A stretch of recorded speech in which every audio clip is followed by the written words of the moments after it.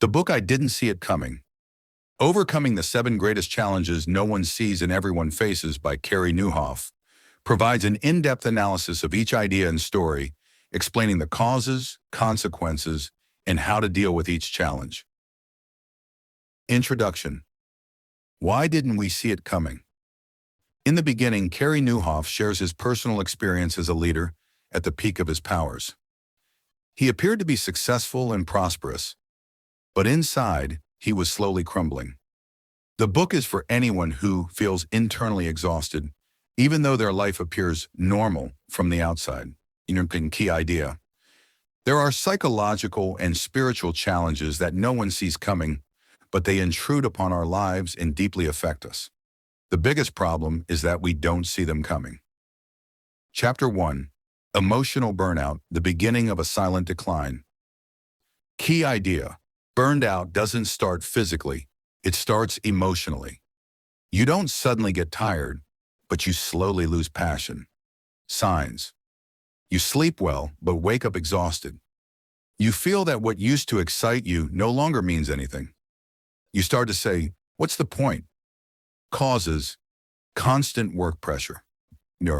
Tense relationships. Lack of appreciation. Failure to achieve balance. Impact. Emotional exhaustion robs you of energy, creativity, and passion. You start living on autopilot, just performing tasks without feeling. How do you deal with it? Monitor your emotions. Are you experiencing genuine joy, or are you just executing? Take a real break. Not just a vacation, but an internal recovery. Talk to someone you trust. Chapter 2. Hidden arrogance. When you think you're invincible, key idea. When you achieve some success, you begin to believe you're bigger than your mistakes. This is where the internal collapse begins. How does arrogance manifest? Don't listen to criticism. You think you're always right. You refuse to ask for help. The touching story. Cary tells of a moment when he thought he didn't need anyone and that he was capable of facing everything on his own until he collapsed inside and needed support. Therapy. Be honest with yourself. Success doesn't mean you're infallible. Surround yourself with people who aren't afraid to be honest with you. Remember that humility protects you from falling. Chapter 3. Suppressed anger, a silent fire that burns your soul. The main idea. Many people get angry without realizing it because they bottle it up. But this pent-up anger builds up until it explodes, often in the wrong place. How do you know you're angry inside? You explode for trivial reasons. You feel upset about everything. You deal with silent aggression toward those you love. The deep cause. A sense of injustice, recurring frustration, or unfairness in relationships or work. How to deal with it. Don't deny your feelings. Express your anger consciously and respectfully. Forgive, not because the other person deserves it, but because you deserve peace. Chapter 4. Loneliness, deadly isolation in the crowd. Key idea. Many leaders and successful people feel lonely, even though they are surrounded by people. Why? They think their vulnerability will make them less respected.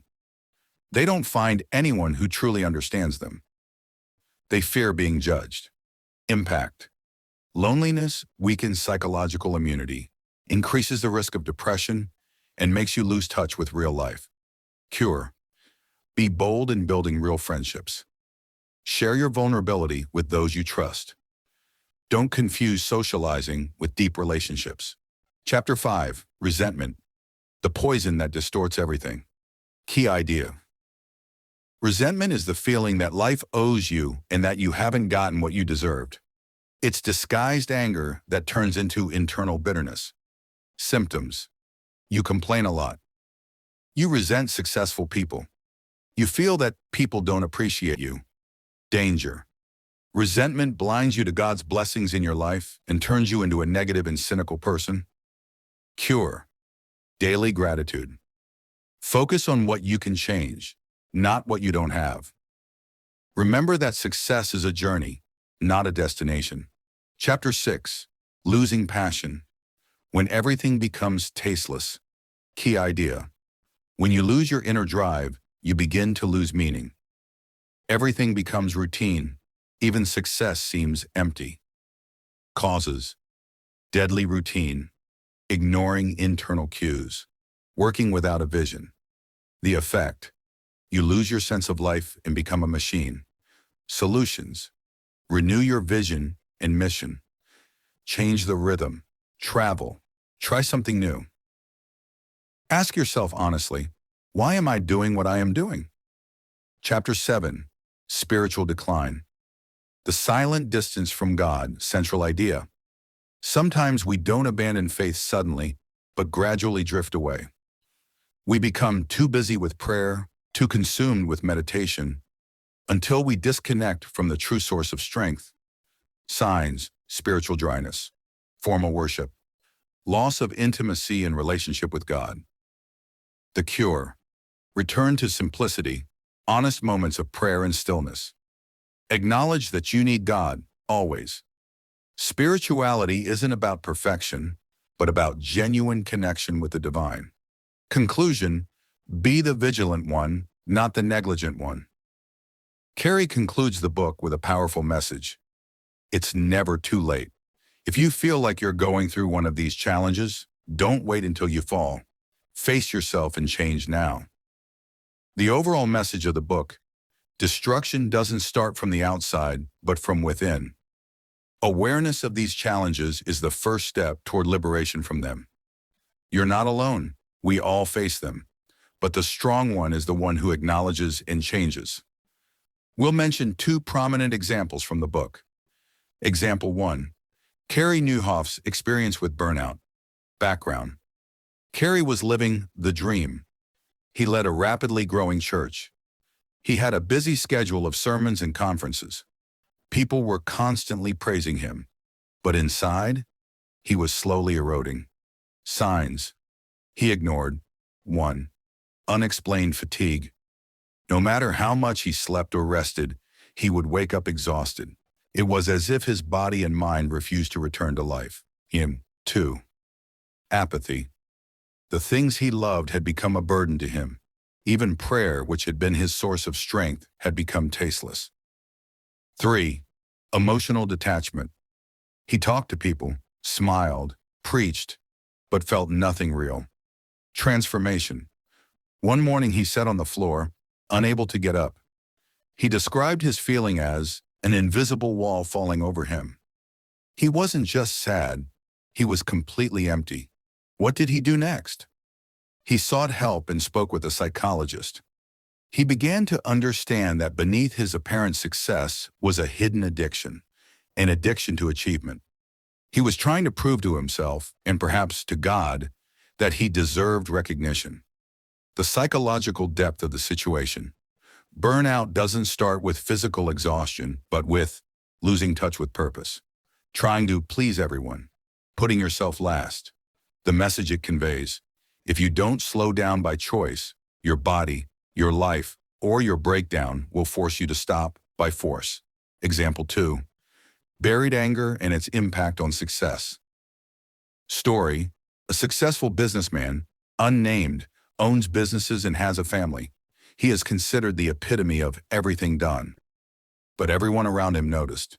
Sudden aggression in meetings, constant tension, excessive sensitivity to criticism. The roots. In a session of reflection and honesty, he recalled a moment from his childhood. He was a child trying to show his father a drawing he had proudly completed. But his father responded coldly, saying, "What is this? You can do better than this." It wasn't a fleeting moment. It was a spark of years of repressed anger. Unaddressed anger, it turned into a hidden motivation to prove himself. Every company he founded, every achievement, was a hidden cry saying, "I am competent, I am strong, I am successful, despite you." The result: the man was succeeding on the outside, but internally he was suffering. He didn't feel satisfied. His personal relationships were crumbling. And he didn't know the real reason, the turning point. When he realized his father was no longer around, and that he was managing his life in reaction to a past that could no longer be changed, he began a journey of freeing himself from the need to prove himself. The deeper meaning. Many adults live as wounded children in adult bodies. We accomplish, we run, we get angry, only because we haven't healed that old wound. The summary of the two examples. The first example warns of the silent emotional exhaustion that precedes a breakdown. The second example reveals how apparent success can be a psychological reaction to unaddressed pain.